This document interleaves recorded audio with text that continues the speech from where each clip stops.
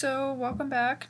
This video is on how to use some of the tools in Revit. So for starters, let me just create a simple wall. I'll do 4 walls just so I can show you the exterior of, say, a building. So you'll create your 4 walls, or whatever you're doing.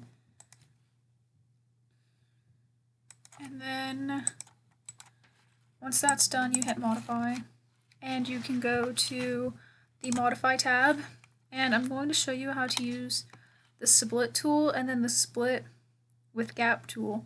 So for the split tool, all you would have to do is say pick a place.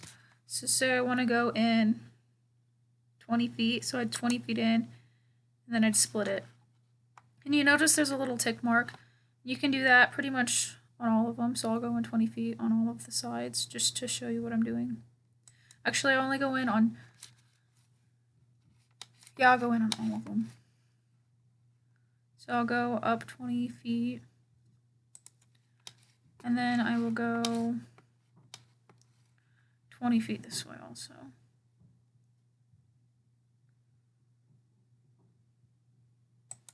Okay, so now it's split, and you can see that they're different pieces now, so I could adjust them and do whatever I want to them. So I'll show you that in the 3D view. So as you can see, you can't really tell which pieces are split in the 3D view, but then if you go back to it and you say split with a gap, and then you split it again, so I'll split this 15 feet, and then do it this one also,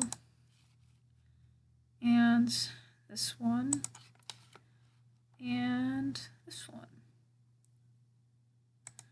Okay, so this one I split with a gap, and you will be able to tell whenever I go to the 3D view.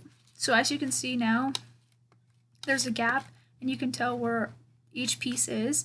So this will come in handy if you're, say, using split tool to create 2 different items. So for example, you can define precast panels or something like that, just so that you have the differentiation of your surface. You could also adjust the surface materials to have different types, but you can do that with just your different split surface anyway.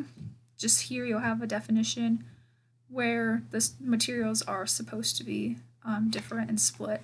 So that's really cool, and that was super helpful, and can come in handy during projects and stuff when you want to have different materials for each, say, face of your building. And other than that, that's really all I have for this video. So this is your split tool, and then your split with a gap tool, and both are very useful and come in handy, and that's pretty much